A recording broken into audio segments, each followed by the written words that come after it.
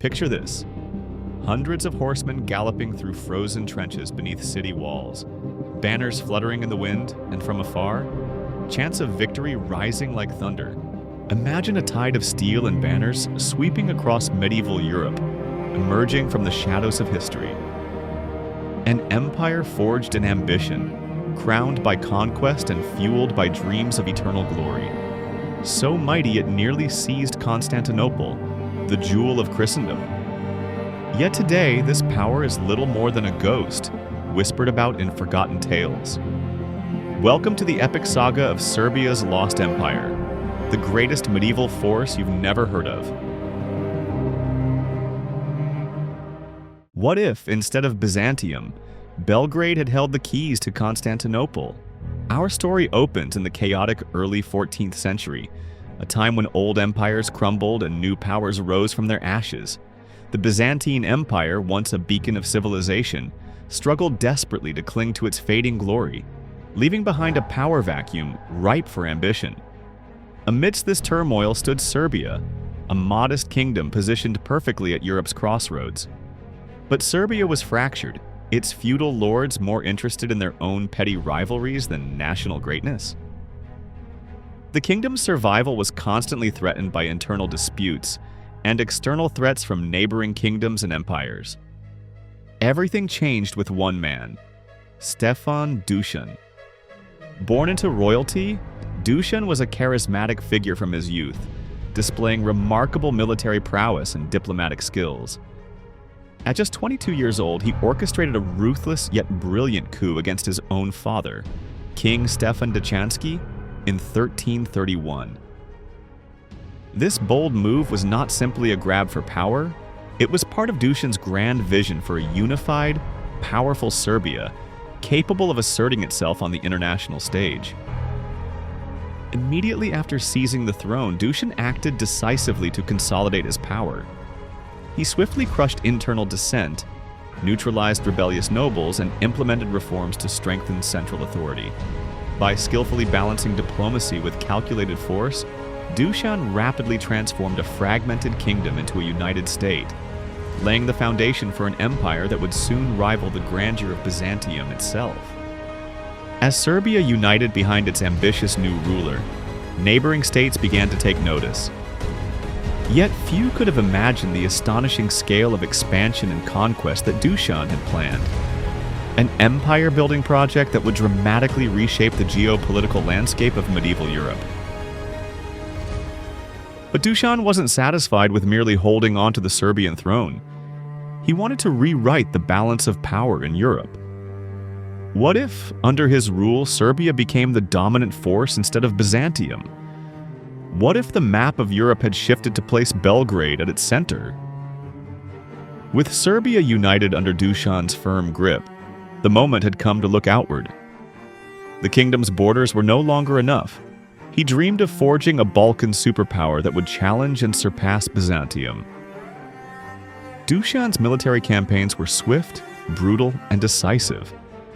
He transformed his army into a highly disciplined force, combining Serbian heavy cavalry, light infantry, and mercenaries drawn from all over the Balkans.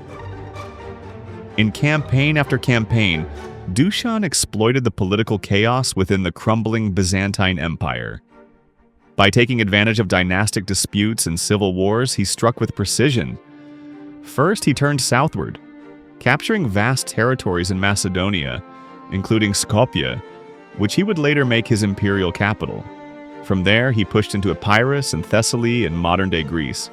His forces seized strategic cities like Ioannina and Ceres, moving ever deeper into former Byzantine lands. To the west, he annexed parts of Albania and Montenegro, while also asserting influence over vassal states such as Bosnia and sections of Bulgaria. By 1346, Dušan's dominion stretched from the Danube River in the north all the way to the Gulf of Corinth in the south, a vast and diverse empire encompassing Orthodox Christians, Catholics, and Muslims alike. With this enormous realm under his control, Dušan crowned himself Tsar of the Serbs and Greeks. This was far more than a title. It was a direct challenge to the authority of the Byzantine emperor in Constantinople. The coronation took place in Skopje in a grand ceremony. The Serbian patriarch, whose elevation Dušan himself had orchestrated, placed the crown on Dušan's head. The symbolism was unmistakable. Serbia was no longer a kingdom living in Byzantium's shadow. It was an empire in its own right, destined to lead the Orthodox world. Under Dušan's leadership, Serbia became the largest and most powerful state in the Balkans. His conquests weren't just territorial, they were ideological declarations. Dušan saw himself as a rightful successor to the Eastern Roman emperors. His laws, titles, and diplomatic alliances all reflected this imperial ambition. For the first time in history, the Serbian Empire stood at the center of European affairs, a rising power with vision, faith, and the military might to back it. Dušan's empire wasn't built on military might alone. He was an innovative leader who understood the need for strong governance, legal structure, and cultural identity. In 1349, he issued the monumental Dušan's Code, a sweeping legal reform designed to govern a vast and diverse empire. The code was updated again in 1354 and eventually spanned over 200 articles. Drawing heavily from Byzantine legal tradition, while incorporating Serbian customs, Dušan's code addressed a wide range of civil, criminal, and ecclesiastical matters. It established clear rules on taxation, property rights, religious conduct, military obligations, and punishments for crimes ranging from theft to treason. The code also reinforced social hierarchy, detailing responsibilities of nobility, clergy, soldiers, and commoners. For the time, it was remarkably detailed, offering legal protection and structure in a volatile region. They say that when he led his victorious troops through Shkodër, he personally charged into the enemy lines, his cavalry smashing through opposition with such ferocity that they nicknamed him Thunderbringer. But Dušan's reforms went beyond law. He was a great patron of the arts and a devout Orthodox Christian who saw Serbia not just as a political empire, but as the spiritual heart of Eastern Orthodoxy. To solidify this vision, he elevated the Serbian archbishopric to a patriarchate in 1346, a move that positioned Serbia as the religious equal to Constantinople, Antioch, and Jerusalem.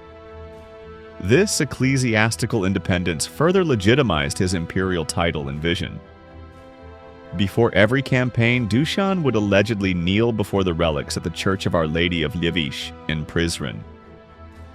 His commanders waited for his signal when he shouted, "For faith and empire!" The entire army responded with a resounding cheer, ready to march into battle. Culturally, Serbia experienced a renaissance. Monasteries became not only places of worship, but also centers of education, literacy, and artistic achievement. Visoki Dečani, Gračanica, and the Patriarchate of Peć stood as architectural masterpieces adorned with vivid frescoes, scenes from the Bible painted in a uniquely Balkan style, blending Byzantine influence with local character. When a Byzantine envoy arrived bearing gifts, one of the offerings was a vessel filled with pure gold. Instead of pocketing it, Dušan ordered his nobles to release all Christian captives and demanded that any prisoners taken from surrounding tribes be freed as a gesture of magnanimity. Serbia's cities, particularly Prizren, Skopje, and Niš, flourished as commercial and administrative hubs. Trade expanded along the Adriatic coast and into Central Europe. Dušan's government standardized coinage and supported mining operations, especially silver, which became a backbone of the economy. Serbian silver found its way into markets from Venice to Constantinople. Dušan was not just building an empire of territory. He was building an empire of culture, law, and legacy. This period came to be remembered as Serbia's golden age, a time of order, prosperity, and national pride. It was a moment when the Serbian people stood not only as warriors, but as lawmakers, builders, scholars, and artists. Despite all his achievements, Dušan's ambitions stretched even further. His eyes were fixed on the greatest prize in the Orthodox world: Constantinople. The city stood as a symbol of imperial legitimacy and spiritual authority. It was the heart of the Byzantine Empire, a beacon of prestige throughout Christendom. To control it would mean the final affirmation of Dušan's imperial status and the dawn of a new Orthodox empire under Serbian leadership. And Dušan craved that dawn. Dušan began preparing carefully. He forged alliances with discontented Byzantine nobles. He opened diplomatic channels with Hungary and Bulgaria. He secured the full support of the newly elevated Serbian Patriarchate. His military had grown strong and experienced, hardened by years of successful campaigns. The pieces were falling into place. But Constantinople was no easy target. Its massive fortifications were legendary. European politics were even more complex. The Latins, Venetians, Genoese, and even the papacy all had vested interest in the city. Any move on it could trigger broader conflict. Still, Dušan believed the time would come. He waited for the right moment to strike. It never came. In 1355, at the height of his power, Dušan suddenly died while on campaign in modern-day Albania. The cause remains a mystery to this day. Illness or poison? Perhaps rivals who feared his growing dominance. Regardless of the truth, his death sent shockwaves through the empire. There was no one who could fill his shoes. His only son, Stefan Uroš V, inherited the crown but lacked his father's strength, charisma, and political skill. The empire, built so quickly and so brilliantly, had no time to build lasting institutions. It simply could not survive without its architect, and it began to fall apart. Dušan's death marked the beginning of the end. The dream of a Serbian-led Orthodox empire centered in Constantinople died with him, and the empire he built began to crumble before the century's end. With Dušan gone, the empire was left in the hands of his young and inexperienced son, Stefan Uroš V, remembered in history as Uroš the Weak. Though he held the title of emperor, he lacked the authority to command respect from the powerful regional nobles, many of whom had grown accustomed to a degree of autonomy under Dušan's rapid expansion. The centralized structure that Dušan had imposed quickly began to unravel. Nobles seized the opportunity to fortify their own local power, ignoring imperial edicts and acting as de facto rulers of their territories. Regional lords like the Moravčević family in Macedonia and the Balšić family in Zeta emerged as powerful political forces, each pursuing their own agendas. This feudal fragmentation turned the once unified empire into a patchwork of competing principalities. The imperial court in Skopje grew weak and irrelevant, its authority more symbolic than real. Serbia, once a rising star, became paralyzed by internal divisions. Meanwhile, a far greater threat was gathering strength to the southeast. The Ottoman Turks, having already crossed into Europe, were expanding with speed and efficiency. While the Serbian nobles quarreled among themselves, the Ottomans pushed deeper into the Balkans. In 1371, at the Battle of Maritsa, a large Serbian force led by the Moravčević brothers was utterly defeated by a much smaller Ottoman army. The defeat was catastrophic, and the psychological impact immense. It demonstrated that the Ottomans were not just another raiding force, but a permanent threat. Then came 1389, the fateful year of the Battle of Kosovo. Prince Lazar Hrebeljanović led a coalition of Serbian forces against the Ottomans under Sultan Murad I. The battle was ferocious and costly for both sides. Though the outcome was militarily inconclusive, its symbolic weight was enormous. Prince Lazar was killed, as was Sultan Murad, but Serbia never recovered. In the aftermath, Serbia's vassalage to the Ottoman Empire became inevitable. One by one, the remnants of Dušan's empire either submitted or were conquered. By the mid-15th century, the dream of a Serbian empire was extinguished, and the Balkans had entered the long night of Ottoman domination. And yet, the story does not end in silence. Though Dušan's empire vanished from the maps, its legacy endured through the centuries in laws, language, faith, and identity. Dušan's code remained influential long after the fall of the empire. Its principles echoed through later Serbian statehood, shaping ideas of justice, governance, and national order. The cultural blossoming he inspired, particularly the monasteries, literature, and art, left an indelible imprint on Serbian Orthodox tradition and Balkan heritage. Even under Ottoman rule, memories of the empire lived on in epic poetry and folk tradition. Dušan himself became a legendary figure, remembered not just as a ruler but as a symbol of unity and strength. His empire served as a touchstone for future generations seeking inspiration in times of crisis. The idea of a strong, independent, and culturally vibrant Serbia, one that could lead rather than follow, did not die with Dušan.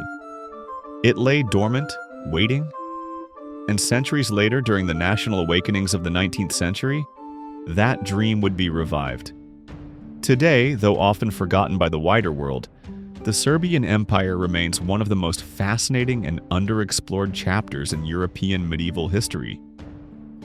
Its brief but brilliant existence is a reminder of how quickly greatness can rise, and how easily it can vanish. But its legacy still whispers through stone walls, ancient laws, and the voices of a people who remember. History does not always belong to the victors. Sometimes it belongs to those who dare to dream. Thank you for watching. If you enjoyed this journey through Serbia's forgotten empire, please like, subscribe, and let us know in the comments which hidden corner of history you'd like to explore next.